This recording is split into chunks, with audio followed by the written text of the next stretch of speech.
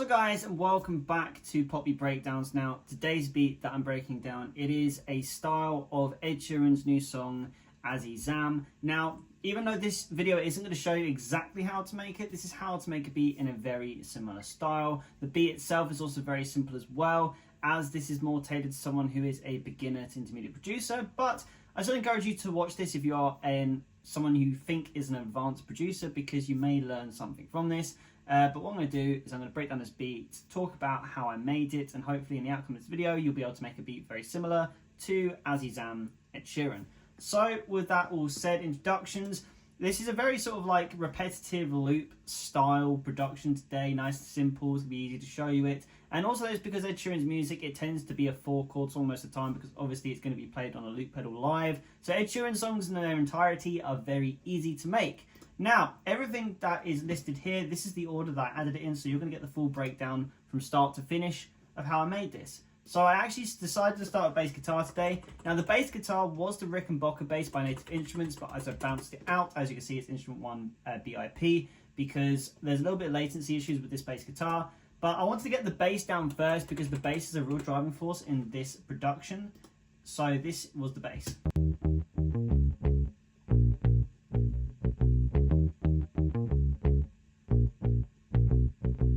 Now this is a very, very simple G major production. So chords wise, this is very easy. So basically it's all white chords, or white keys rather, just with the F sharp as well. That is what makes it G major. So if you're someone who doesn't have advanced theory knowledge, these chords are very easy for you to play in yourself.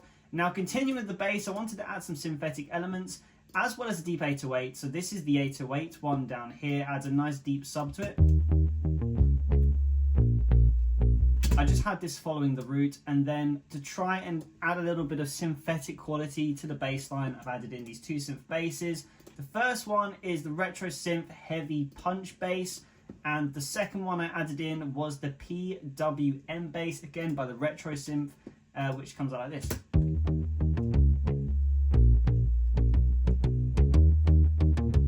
So this basically just covers the whole low end for the track. Very easy to do. I don't normally start from the bass line, but because the bass line is a very prominent thing in this production, I wanted to make sure I got it right. And the next thing I added in, I just had this really quick idea to add in this 8th wonder pad, because when it comes to pads in the Ed Sheeran production, isn't a lot going on. So sometimes I just like to chuck in pads just to add my own originality to it. So I used the 8th wonder pad preset, just sustaining the root note. This will just add a little bit of movement for later in the production. So right now it doesn't make much sense, but when everything is together at the end, this is going to make perfect sense. So next thing I wanted to focus on was building the drum beat. It's very good to build the drums and the bass together, because it's the rhythm section. You get them in real nice sync with each other. You're going to be halfway there to a great sounding production. So I started firstly by adding a kick to that. Very simple. Then I added a snare. The only thing I've done with the snare is I've added the ROM reverb. This is by Native Instruments, and this plugin, we've got it for a 2.1 second reverb, which is about 18.5% mixed. Then I added a hi-hat, but the interesting thing with the hi-hat is it's very simple. If you listen to the hi-hat in the production, it's actually kind of on the offbeat. So I wanted to add an offbeat hi-hat in line with the snare. And if you're wondering where I get these drums from, these drums were splice samples that I use. I do like to use splice samples for my drums a lot of the time. And then next for the percussion section, I wanted to add in some bongos. So this is just the Logic bongos, but I feel like this really has the sort of, I think it was Persian, I think was very influenced to this Azizam song. So I did bongos in.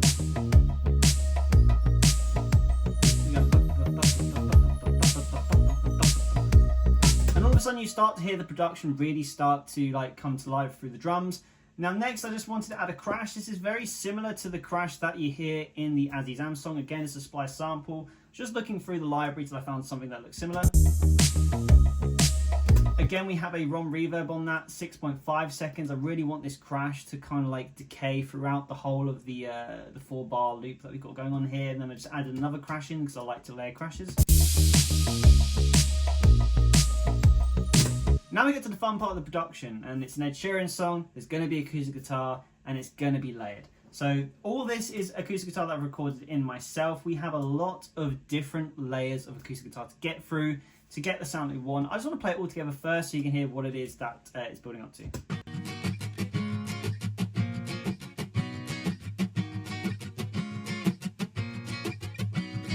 So as you can hear, there's actually a lot of dead notes going on because we're really trying to add to the percussion section. So the first thing I actually recorded in was some dead notes.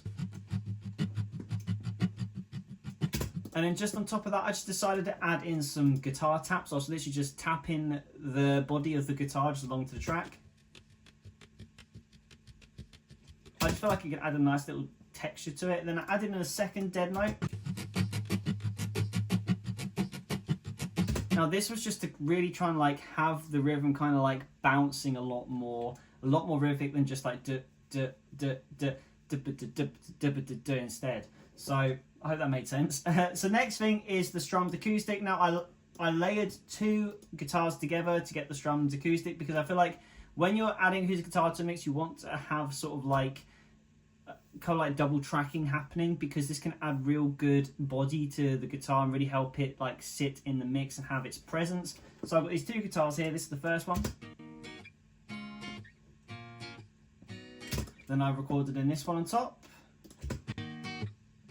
Same thing, just a lot more aggressive. Then what I've done, which is really cool, is we've got the two guitars here, but I've sampled delayed one to the left and one to the right, basically doubling up again, almost like there's four guitars, and we've got a really nice sort of like stereo effect going on here where the guitar's out to the side of the mix. So that strummed acoustic is really going to cut through in the mix. In fact, I'm going to turn up a little bit more. Now, strummed acoustic 3, I really want to try and add sort of like filling in the gaps that you hear when them strummed guitars playing. So I recorded this in.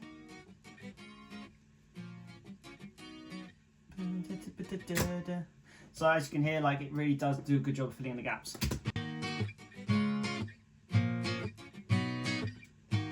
And when you put that all together so far, that really starts to sound like a more complete production.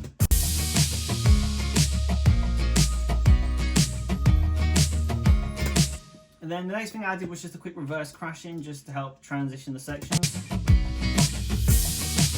Now the next thing I added, this was just a personal preference. I was listening to the track and what was happening in the production, and I actually decided I wanted to add some layered clavs. So the first clav was the classic D6. This is a Logic preset.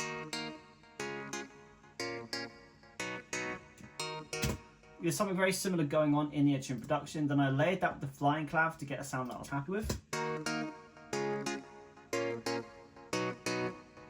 And I just feel like that was kind of the missing thing that I was trying to work out in my head to get it sounding similar. Layers really nicely into the acoustic guitar as well. Next, the last thing we need to do is the hook. Now I used guitar for the hook because in the time that when I was making this production for this video, I couldn't find anything that sounded exact, so I thought I'd try and create it with guitar. Now it sounds very modulated, it's got almost some sort of rotor cabinet-y sort of modulated effect to it. So I recorded in some guitar, playing the melody. I added in, of course, an amp, just the A-list clean. I did a pedal board, which consists of the tie-dye delay, the vibe, and the ringer. Now this is, when you put it all together, it creates a really cool effect that sounds like this.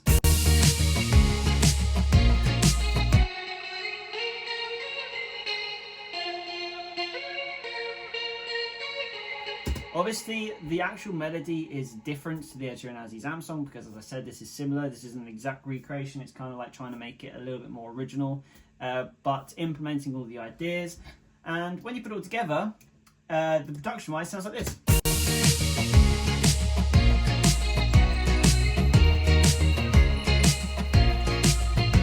Now, one more thing I want to show you for you Logic users is in the actual song, you can hear that there is a high pass filter which is added to the verse of the pre, so it gets more muffled and all the highs get swept away as you go up to the chorus. Very simple effect to do. I'll show you how to do it. So what you want to do if you're in Logic is you want to edit the whole production at once to have this high cut filter, is you want to go into your automation on the stereo out channel, And the first thing you want to select is high cut on off, and then you want to turn that on in here, and then you put a high cut frequency, and you want to shape it kind of something like this. So when you listen to the production now, you will hear it do this. Just watch here as it goes down.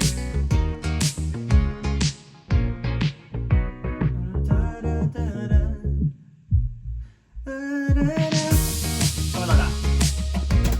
As you hear, the chords are very simple and the keys are the same, so it's basically a rip-off production. But as you can see, this is how you make an Ed Sheeran, Azizam style music production. If you enjoyed this video, if you're an artist first and foremost, you can actually download and license this beat or download it free for non-profit use. I'll leave a link below for that. And as well, if you want to see more content like this, make sure you drop a like and subscribe. And also drop me a follow on Instagram if you want to see more short form content like this. But guys, hope this video helped you. Thank you so much for watching. Keep making music and I'll see you in the next video.